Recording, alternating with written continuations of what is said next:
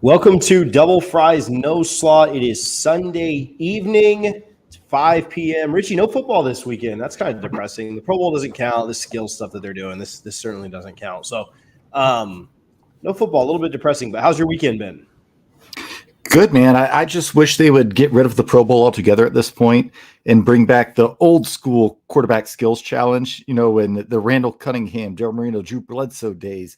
That would be a blast. Maybe you wouldn't have guys like Josh Allen pretending to be hurt while playing in the Pebble Beach AT&T Pro-Am out in Torrey Pines. Yeah. Yeah. I don't know. Okay, so I liked the Pro Bowl when it was after. I mean, I get now guys don't want to get hurt and stuff, but I liked the Pro Bowl like back in the day. Like back when guys cared about it, the Pro Bowl was fun. It was like your last taste bowl games. Nobody cares anymore. Yeah, it was good back in the day though. Like way back when, you're talking. Yeah, I'm talking like 2000. Like guys cared about the Pro Bowl then. I thought it was fun. Now, it was an honor to get selected for the Pro Bowl. Now you have quarterbacks you've never heard of earning all-pro honors. And, it's lost its luster. And maybe it's just us being old men upset about nostalgia or whatever it may be. But I tried to watch a little bit today. I did see Jalen Ramsey lay out Tyreek Hill, and I did see Dalvin Cook score a touchdown. So that was cool. Go Knowles is really the only thing that we've got here. So, all right, if you're watching this, if you're listening to it, we got a lot we want to go over tonight. Got a lot of recruiting updates as far as FSU getting a lot of offers out this week. So the board is expanding in several places. We'll talk through some of those. Want to chat through FSU in a much better position financially than they've been in the last couple of years. We'll talk through that as well. A little bit of basketball, a little bit about the Senior Bowl. Jamie had some good stuff out there. So we'll get after it. If you're watching, if you're listening, whether you're watching this now or on replay, do us a favor, hit the thumbs up button, hang out with us down there in the comments. We always appreciate that. And make sure you're subscribed. We don't charge anything for this. We don't ask anything for this.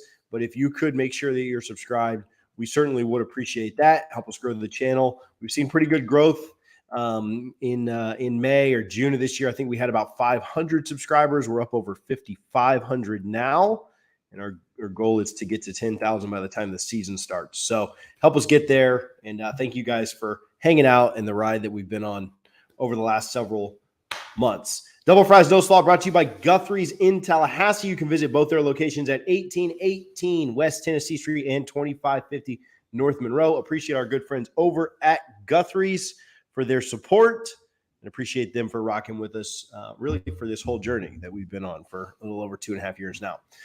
Richie, let's jump into some recruiting here. I'm gonna be a little bit long-winded on this, so don't yell at me. And I'll, anytime you want to pop in and say something, you're just gonna have to interrupt me, maybe between guys. But if not, I'm just gonna go through some of the offers that FSU handed out over the last week.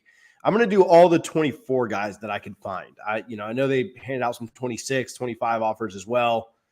I can't be keeping up with all that. But let's talk about some 2024 guys. We'll talk some recruiting in big picture here, and then we'll go from there. First up, 4-star cornerback John Mitchell. He's a 6 foot, 160-pound quarterback. Like we said, he's been on campus before. Surtain wasn't there when he visited last. He's an offer that went out this week. 3-star offensive lineman Alex January out of Texas. He's 6'4", 325 pounds, likely an interior offensive lineman with offers from UGA, LSU, Miami, Oregon, Texas, and USC. Artavius Jones is a 6'4", 285-pound athlete from the Panhandle, likely a defensive lineman, but could potentially play on the offensive side of the ball. Not currently rated, but did pick up several other in-state offers.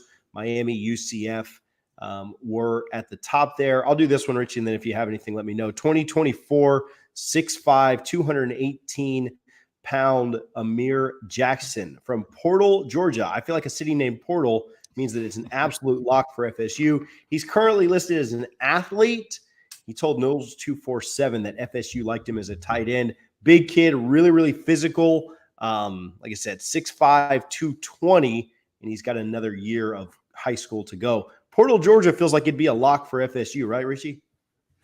I mean, you would think so because Mike Norvell, as much as Lane Kiffin likes to claim he is, I think universally Mike Norvell is regarded as the best coach in the country when it comes to the portal. Obviously, a different kind of portal here, but again, if we're getting back to those roots of, I know you mentioned some Texas kids in there, but really locking down Florida and Georgia, that's huge for Florida State to, kind of build the core of their roster around that. And then, as Pat Surtain said, go out and find the best players possible in the country to fill the rest of the holes. But I love the geography and where we're recruiting for what it seems like right now in the 2024 class. Yeah, there definitely has been a focus there. A lot of guys in Texas, like you said, as well, can kind of understand that with some of the talent that we'll get here in a moment. This is a really big one. 4-star edge Jalen Harvey. He's a 6'2", 235-pound defensive end. Has offers from Notre Dame, Oklahoma, Boston College, South Carolina, Ole Miss, and Tennessee, among others. Currently, he's a top 250 type player. According to 247, he's 244th overall prospect.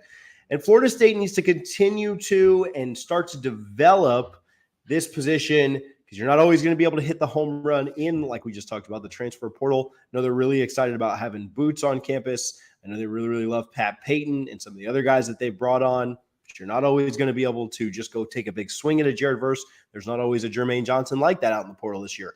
For example, I don't think there was a guy like that this year in the portal. I really like what we picked up in Edmond, but I don't. If Verse would have gone to the NFL, there wasn't just another Jared Verse or Jermaine Johnson out there. And so I really like Harvey. Like I said, top 250 type kid with a good year and some good camps. He could rise up into that top 200-ish range. A jump of 40 spots over an entire season is not that much if a kid really develops. Now, by the same token, he could fall 40 spots and be a top 300 kid. But there's a kid that a lot of SEC programs are after, and somebody that I think Florida State would really like to get. Another one, 2024, 6'2", 220-pound linebacker Tristan Jernigan has offers from both Ole Miss and Memphis, among others. It's good to see the linebacker board expand here some. We haven't talked about Dylan Brown Turner, who we can kind of briefly mention, but a lot of people question what Randy's doing right now and what's that linebacker recruiting look like. This kid could end up being pretty good. I don't know that this fixes all the concerns around linebacker recruiting. There's a kid with offers from Ole Miss and Memphis, but he is there from Mississippi. Doesn't have a massive offer list anywhere, but I think a kid that, Florida State would like to advance with, and you'd like to see linebacker recruiting improve even more, but that's, not the worst to start out with. Yeah, and one thing we've noticed with Mike Norvell, especially when it comes to high school recruiting, he's not had that top 10 high school class yet, which I think 2024 could be the year for him. But when he identifies talent, it's funny to watch the rest of the offers kind of flow in. It's almost like peak Jimbo when he would offer a quarterback, like a Jacob Coker who nobody had heard of. And then all of a sudden Nick Saban's called him up, said, "Hey, yeah, I need you here, man." Pre-scouting you. It seems a lot of college coaches trust Mike Norvell's evaluations. And when an offer goes out, their offer list seems to blow up pretty quickly. So again, linebacker is the one position we haven't really recruited well from the high school ranks. Thank goodness for a guy like Ted Bethune and the development of Kalen DeLoach. But yeah, that's an area we need to see improvement on. But again, I'm not going to sit here and question Mike Norvell's evals. If he's sending out committable offers at this point, he must really like them. But otherwise, you get someone like the linebacker that just signed on signing day or right before signing day, where Norvell kind of kept him warm and gave him the green light. But if he's giving committable offers, which you never know what these are, if these are or are not, a lot of times coaches want you to campus, they want to see your measurables, they want to see you work out. But I have no problem with Mike Norvell sending out early offers to someone who may not be as highly regarded just yet, because this summer that player may blow up. We don't know yet. Yeah, Luke Cromenhogue started as a 3-star when we offered him, and he's going to be knocking on the door of a 5-star. I don't know if he gets to the 5-star status, but Florida State's going to have to work his butts off to. I think he's solid on offer list. Yeah, but he's one of those dudes. So 2024. These are all 2024, so I don't have to keep saying that. But 4-star defensive lineman Justin Green. He's a 6'4", 260-pound defensive lineman. He's the number 37 overall prospect. We had a question a couple of lives ago. It wasn't our show on Sunday. I think it was the show that I did on Friday. So just like the question show that somebody asked about defensive tackle recruiting. Somebody asked, are we in on any 5-star defensive linemen? Being the number 37 overall prospect, the way that 247 works is their top 32 kids are 5-stars. So you got a guy that's like right there, really, really close to it. He may be kind of an edge guy. He actually tagged Papuchis in his offer. So might be an edge guy, but either way, you're talking about a kid that's pretty elite, being in that top 50. Again, number 37 overall, number 6 defensive lineman, according to 247 Sports. Again, I'm thinking he's interior, but we'll see kind of how things shake out. 6'4", 260, Auburn, UF, UGA, UK, Michigan State, USC have all offered, among others. And there's a guy right there that if you're able to get in and make a pretty big impact with, Justin Green, 4-star defensive lineman. That's a guy that is going to boost your class a ton and would boost your defensive line an absolute ton. Fringe 5-star if the rankings were to be kind of finalized today. Now we'll see again.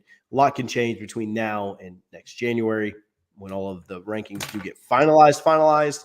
But there's a guy that could very well be a 5-star if he blossoms and grows, and he'll be even harder to get if that's the case. But there's a guy that Florida State offered this week. 2 more, and we'll move on to some other stuff. 3-star 2024 offensive lineman Makai Sinai. I don't know if I'm saying that right or not, but he doesn't have a traditional name, so I'm doing my best here. 6'4", 275 prospect from Texas with quite the offer list. LSU, Miami, Texas A&M, Auburn, Penn State, USC, and others. Right now, he's the 381st prospect nationwide. I would imagine that he rises. I really, really think that a lot of teams are in on him early. Again, big kid, can't really teach size, 6'4", 275. He'll have his whole year ahead of him, and we'll see what he looks like coming into college after that. But a 3-star now wouldn't shock me at all if he is a 4-star by the time it's all said and done. And then one other 4-star offensive tackle from Texas. He's the number 6 overall OT in the country, Michael Unai, U-I-N-I. Again, not exactly sure how to say that, but we're going to say Michael Unai for now. Number 6 offensive tackle in the country based on the 247 composite. His offer list is probably the best of anybody's we've listed so far today. Bama, Florida, Georgia, LSU, OU, Oregon, Michigan, Texas A&M, USC. Pretty nasty. He's going to be really, really good. And he's a guy that Alex Atkins will need to work his butt off to get. But the offer went out this week, and we'll kind of see where things go. It's good to see FSU expanding the board. It's good to see that certain positions that we maybe had questions on becoming more solidified. I know that linebacker has been a big question that people have had. But, Richie, we've talked about recruiting for a while. Florida State was going to see some benefits after their 10-win season.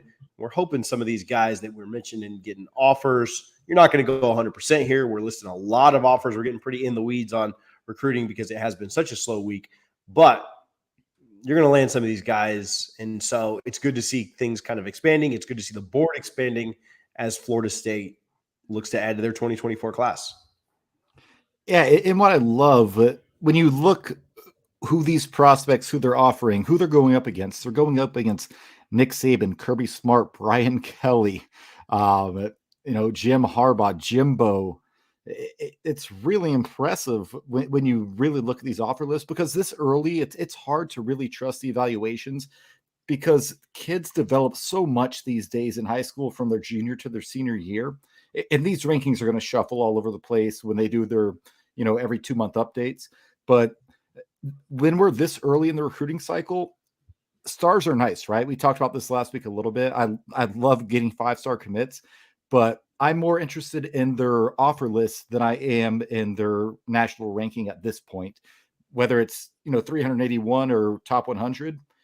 I mean, give me the guy 381 that has offers from Alabama, Georgia, Ohio State, than the guy that's, number 98 that has like Oregon and maybe USC and not much else. So I'm excited to see how this plays out. I haven't followed recruiting as closely until we get close to signing day, but this is a class with a 10-3 season to sell that I'm going to be very intrigued and paying very close attention to as the cycle goes on. Yeah, no, and I think you're going to see. I mean, yeah, we'll talk about one of them here in just a second, but I think there are some elite, and I won't just throw that word around. There's some guys that are pretty close to potentially committing to FSU that are pretty good talents and guys that Florida State is used to recruiting, hasn't been for the last couple of years, but is getting back to it. It's if you guys have questions, again, we'll try to get to as much as we can, probably towards the end of the show. If you have questions that we certainly need to get to kind of right away, make sure that you hit that super chat. If you'd like a little bit more or you'd like to be a member, you can join our channel. You can subscribe, of course, to the channel as always, but you can also join the channel and support today. The link to that is in the description. If you don't just see it right here while you're watching, if you swipe down in the chat, there should be a little button that says join. If you don't see that, there's a link in the description that says become a member to get access to exclusive videos, video shout outs, private chats, and different things there on the membership tab. Richie, let's see here. What do we have? Okay, BJ Gibson.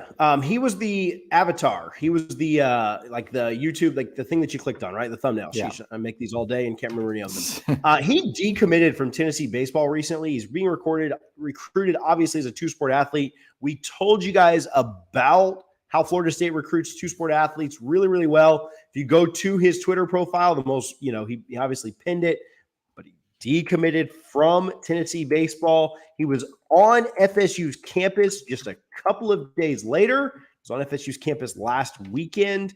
His decommitment from Tennessee came on January 23rd. Then he was on campus last weekend. And then he just posted, he was on campus like last Saturday, Sunday.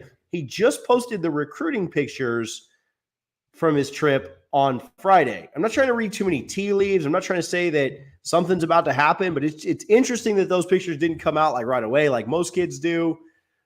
I don't know if there was something, where he didn't want to tweet him so close to decommitting from Tennessee or something, but I think he's a kid that you could maybe put on commit watch. I'm not telling you that he's about to commit, but I think he's a kid that Florida State's doing a really, really good job. 2024 wide receiver, probably. He's a 221st ranked athlete, 221st nationally according to the 247 composite.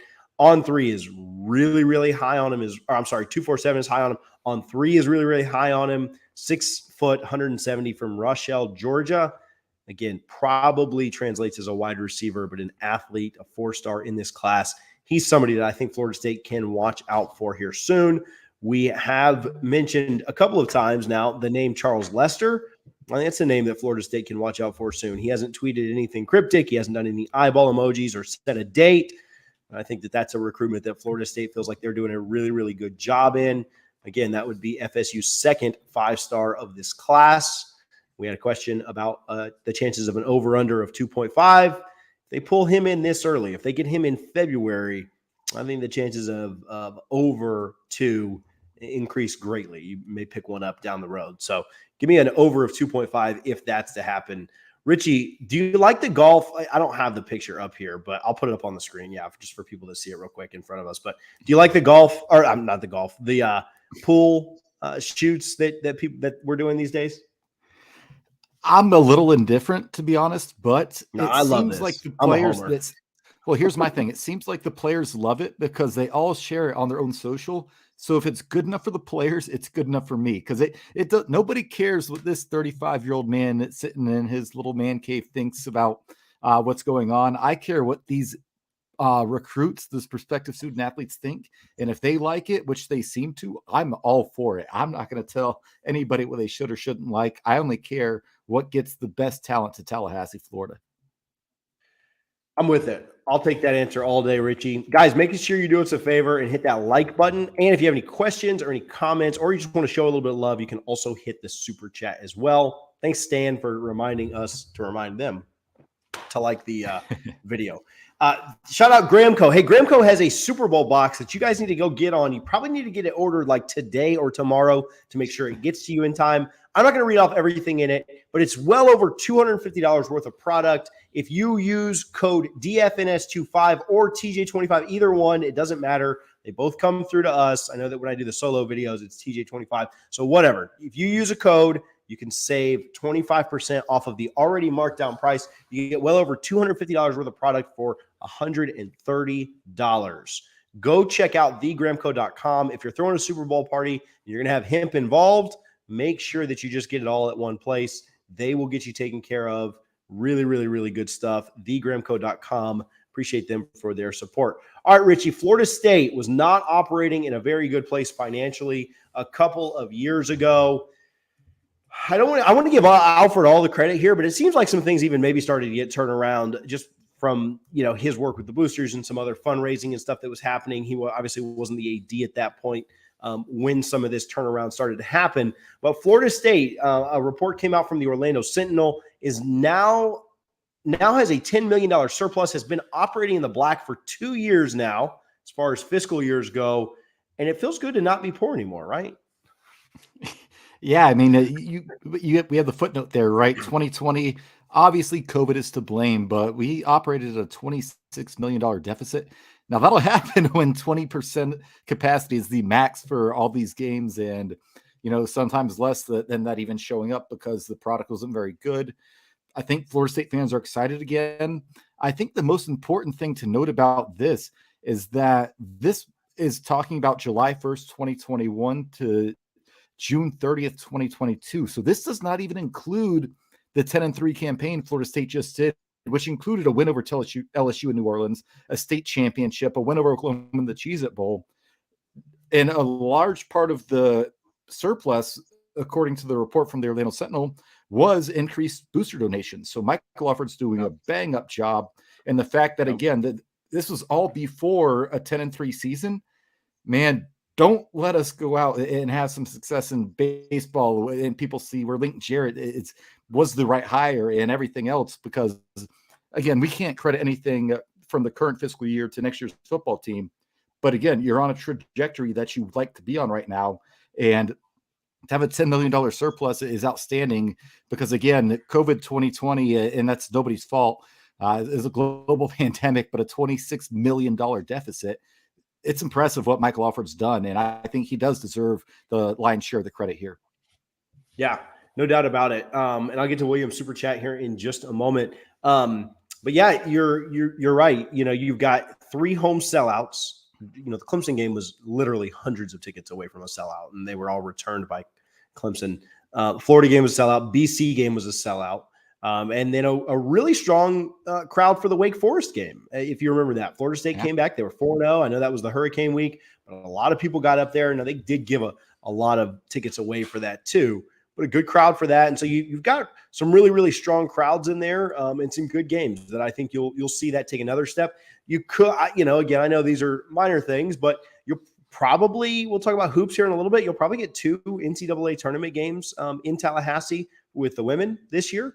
Looking like they're going to be a 4 seed. And so, yeah, it all adds up. Baseball has a renewed sense of excitement.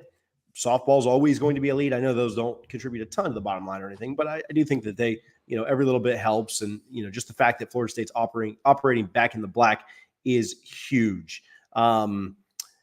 Listen, I told you guys I wasn't going to not do this again, but so here we go. I finally found this one. William, you were the first one to do it, so you get to hear this. Smile on your face. Okay, because Florida State, if we gonna do it then, we do it big then. Let's go, baby. Put a smile on your face. I like it. Appreciate you, William, for the super chat. William is always here to comment and always supporting. See the wide receiver from the same high school that Hakeem came from, a walk-on. Okay, so this fan base loves them some walk-ons, Richie. Yeah. Listen, I think the wide receiver, I'm sure he's fine. I'm sure he would smoke any of us in anything. But that wide receiver room is so deep. I was looking at it today, actually, when I was doing some stuff, and that wide receiver, like nobody, I don't know how the guys in that wide receiver room are going to get touches. And that's probably why Malik left. No shots. I'm glad he did. But yeah, there certainly won't be any walk-ons on. Could he be a kind of guy that maybe, earns a scholarship in a couple of years? I mean, I hope for the very best for him, but I'm not anticipating that happens. Ticket sales, Richie put some notes here. Big reasons for the second year of revenue for FSU included the end of attendance restrictions. Ticket sales increased by 294% as home venues reopened to total capacity, and the 2021 athletic calendar after being limited during the pandemic. So again, really, really good stuff. that we're no longer operating in a deficit. Appreciate you guys for tuning in, for you guys watching today. Got a couple more things, and we'll try and get to some questions, some other super chats. If you guys have anything that we can answer or talk about, let's talk about it down in the comments below. FSU fans, you are already shopping for FSU gear, so make sure you're shopping at Garnet and Gold. You can go to garnetandgold.com. I was up in Tallahassee last weekend, and I made sure to stop by Garnet and Gold, actually twice, because I forgot something the first time. But make sure you're shopping at Garnet and Gold. If you are, shop online. Use our code and save 15%. You can use NOSLAW, NOSLAW, to save 15%. If you're there local in the Tallahassee area, you can still use it. Just do in-store pickup. You save on shipping that way, and you still save 15% off. It won't work in the store. If you're going up for the spring game, make sure you get your orders in beforehand. Don't get caught up in the traffic jam that will be the spring game. Get your orders in at garnetandgold.com. NOSLAW for 15% off. We'll have tickets coming out. They're actually already listed if you follow us on Eventbrite. But we'll have tickets coming out with some exciting stuff for the spring game tailgate this weekend. William asked when they start practicing. They haven't announced the date for spring football just yet, but I would anticipate that if the spring game is on the 15th, you've got about 3 weeks of practice before there. I would anticipate it's the second to last week of March would be my guess there. Somewhere in there. You get 3 weeks of practice. So if you just back it up from that spring game, I think you're looking at about 3 weeks of practice being there. All right. So I think real quick on that, TJ, spring break is from March 11th to the 19th. They will not practice during then. So I would assume they start a week or two before spring break. They'll take spring break and then have their final week of practice before, or they'll probably do 1 week spring break, 2 weeks spring game, if I had to guess, based on history. Yeah, makes sense. So, okay. So some cool news here, and we like to keep up with guys after they leave to go on. I didn't come up with a I don't know, title for the bottom or anything like that, but Jamie Robinson kind of showed out during Senior Bowl practices and the game. He was voted Practice Player of the Week by his peers on the American team.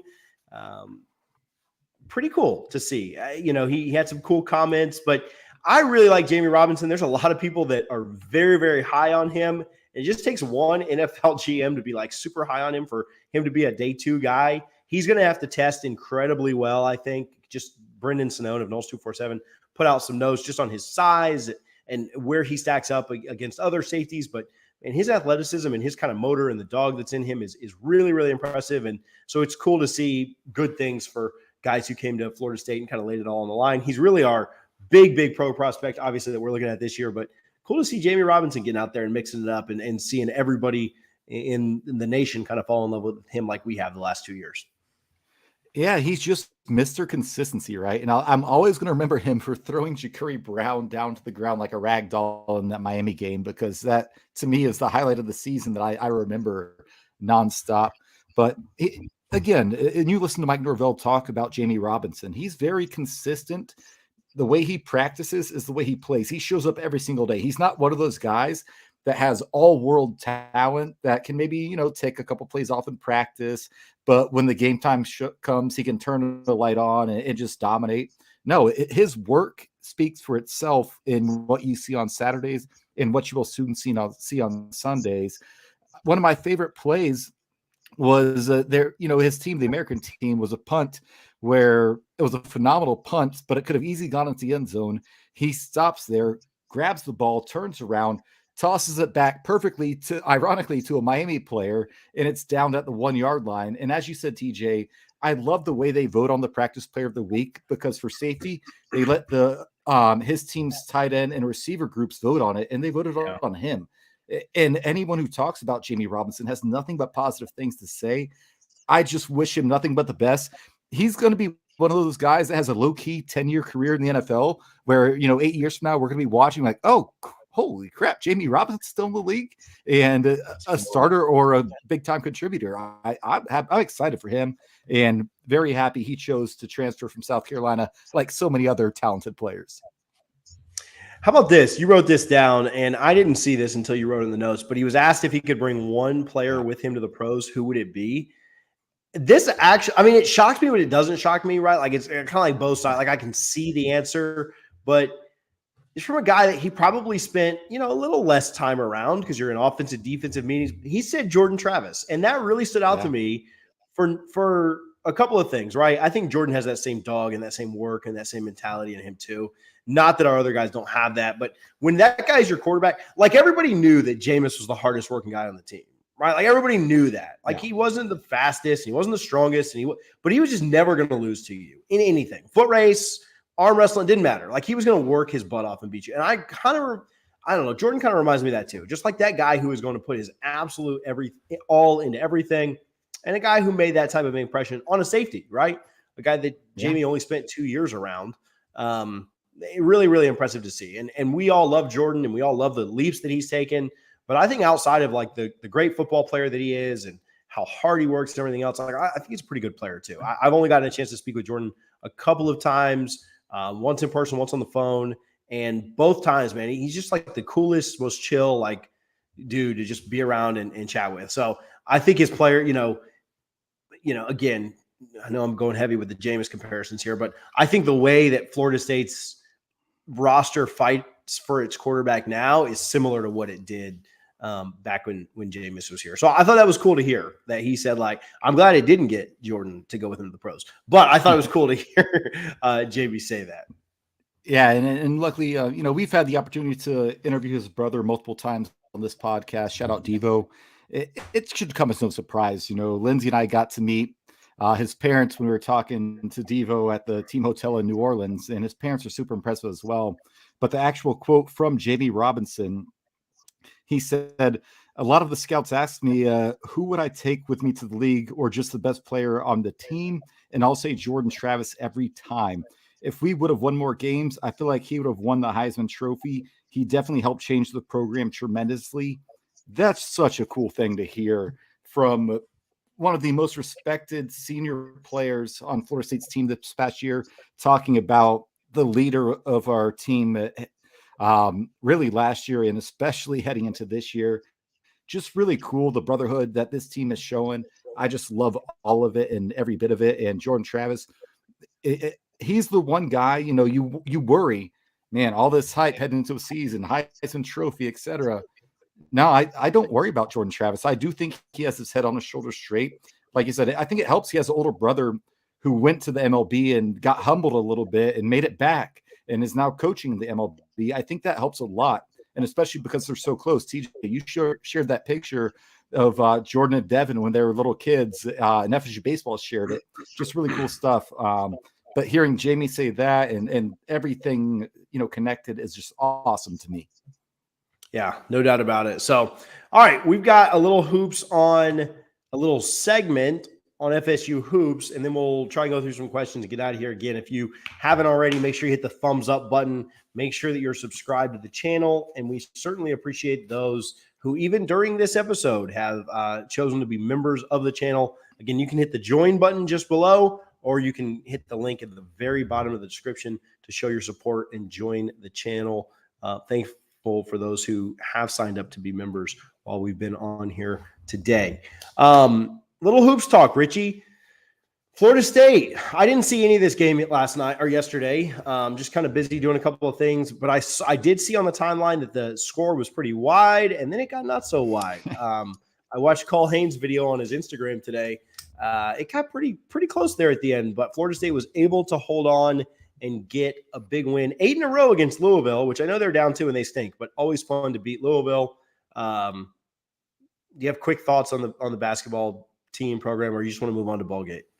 Yeah, just an embarrassing loss against NC State. The worst loss against NC State in school history earlier in the week.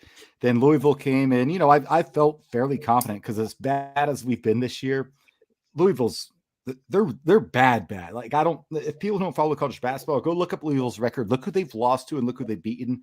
They're terrible. And Florida State came out comfortable with a nice lead. And, thought, oh, cool. No biggie. I'm glad we'll get this. And then they had to hold on till the very end, much like the Florida State LSU game, with LSU being a much better football team than Louisville's basketball team. NC State game again, I think we're down 30-10 at some point. I just don't know, TJ. But the women's team did beat Duke last week, and that did not come without controversy. Duke's head coach, her name escapes me right now, basically came out days after the fact, after the game, I think against Notre Dame, saying, well, she credits her. She's like, credit Florida State. They beat us, but we played with the men's ball the whole first half. And I don't know if they would have scored more points if we played with the women's ball. And in my mind, someone who played high school basketball had some very, very, very small offers to play high school or college basketball. I'm sorry. And my sister as well played college and had offers playing colleges, or played high school and had offers to play in college. I'm sorry. The exact difference between a women's ball the second you touch it, right? Even if you haven't played a whole lot, you probably do. But if I step onto a court, especially when I was playing every day in high school, and someone threw me a women's ball, I would throw it right back. Like, that's the wrong ball. It's that simple. So don't tell me none of the players, none of the refs noticed it. I don't buy it. The ACC, FSU denies it, but it was funny because it actually made a lot of local and somewhat national news stories. Did you see any of that? Yeah, no, it was pretty crazy. Same way, man. Like, I played in high school. I wasn't very good, but I played every day in high school, right? Like, even when we were out of season, we'd just go hit the gym and be playing every single day.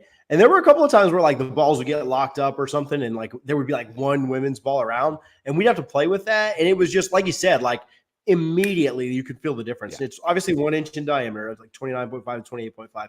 But it is insane, the different feel of a men's and women's ball. You would know immediately. And to think, first of all, the way they accused made it seem like some big conspiracy. And, if I love Coach Brooke, but if she's literally running conspiracies to use a men's ball for, one half to try in one game, I mean, why wouldn't you just use it for the whole game? Like, if you cheated to try to get an advantage and you practiced all week with a men's ball to show Duke that, because that was the only way you felt like you could beat Duke, then why would you switch it up at halftime? Why wouldn't you just keep it going? Like, why, why would you outscore them by more in the second half than you did in the first half when you switched to a women's ball? If there's anything that's tough for when you're playing and when you're shooting and when you're in a little bit of a rhythm, if you've played for 30 or 45 minutes with you ever play with a certain ball, like, or practice with a certain ball, and then it gets switched the second half of practice, or you go down the other end of the court, like, you're hot on one end of the court, right? You're doing drills with one coach, and then you got to go down to the other end of the court and it's a different ball. And you just, like, that can even happen when it's just the same type of ball, but just, one's maybe a little worn, a little more or less.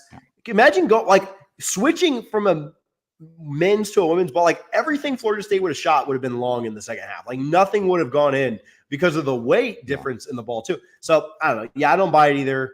Duke crying about, anything in hoops is funny to me, whether it's men or women. Love it. So I hope we get them in the ACC tournament. And I don't care if we play with a Nerf ball. We just better win by 30. So Ballgate was definitely somewhat interesting to see. Shout out the women's tennis team. Had a big win today against Florida. Let's not get this wrong. Who did they beat? My goodness. UNF, University of North Florida. I saw women's golf was out competing and doing some stuff as well. I lost Richie. I was about to ask Richie for any shout outs and we were going to get out of here, but Richie left me. So now it's just me and you guys. He'll jump back in here in a second. Again, all right, let's go through some questions. If you guys have any questions, we'll spend 2 minutes on questions. If you want to super chat them, make sure they get in. I thought I lost you for a minute. But if you want to make sure your questions get read, super chat them. But we'll do a couple of the questions here in the comments, and then we'll wrap up and get out of here. I don't believe that Tristan is related to Timmy based on anything that I've seen.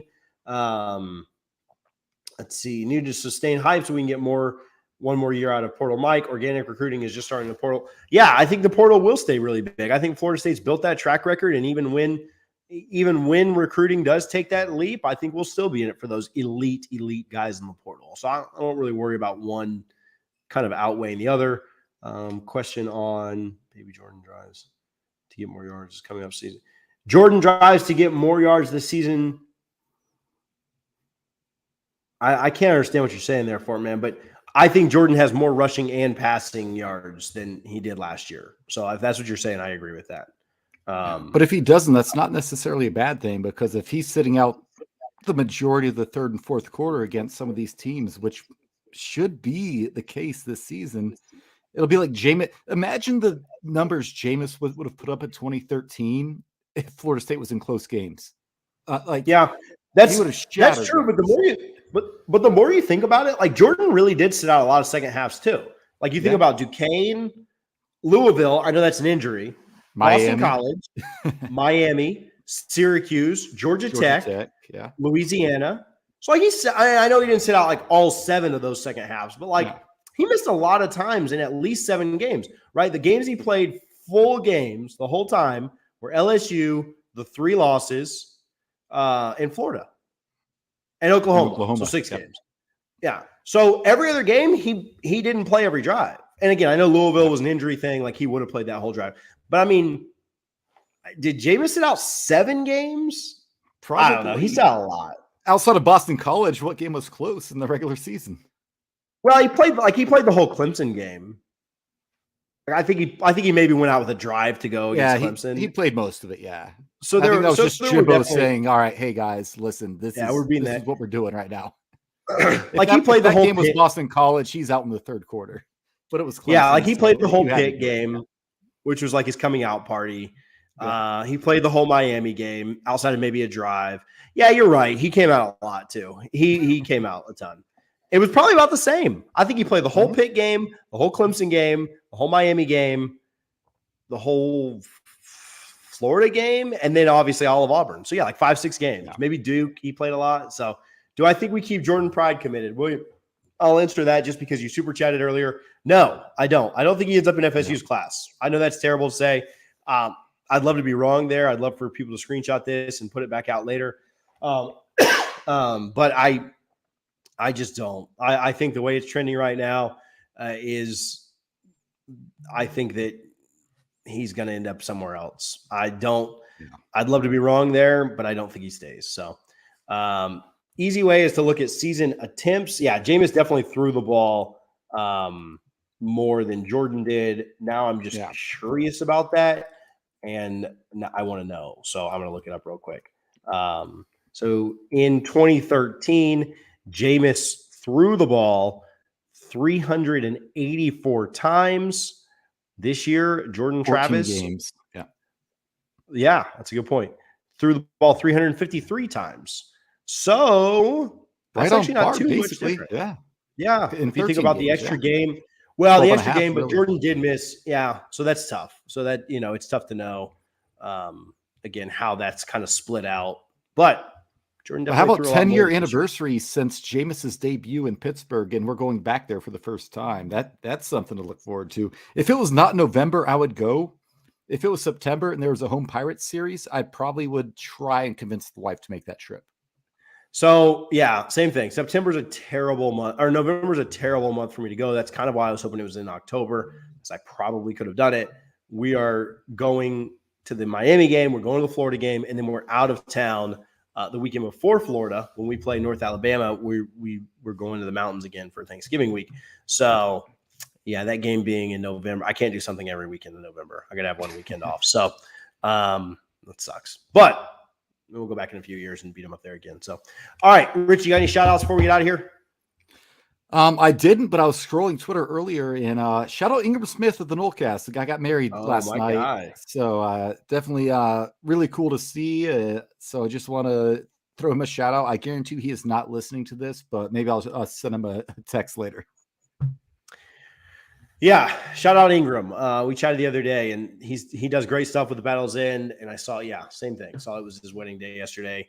And I texted him. Actually, I texted him on Friday, Rich, you'll enjoy this, and said, is there any way you can work a Miami dig into your vows? And he said, I hadn't thought of that. So I'll work on it and see what I can do. So I'm trying to follow up this week and see if that made it in. So shout out Ingram. Shout out those that hung out and watched. I know it's off season, but we're not taking any weeks off. We'll be here every week, and we'll try and break this down for you guys and talk a little FSU football. Again, if you just tuned in, go back to the beginning. We talked about all the offers in 2024 that Florida State just put out. Some guys we really, really like. Some guys we're impressed with the board expanding.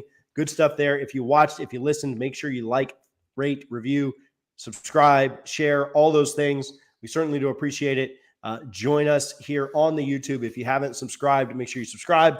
And if you'd like to be part of the community, I think it's like the cost of a cup of coffee, and you get cool emojis by your name and all this other nonsense that you probably don't need, but it'll make you feel good. It'll make us feel good too. We'll talk to you guys soon. Thanks for hanging out. Go Noles.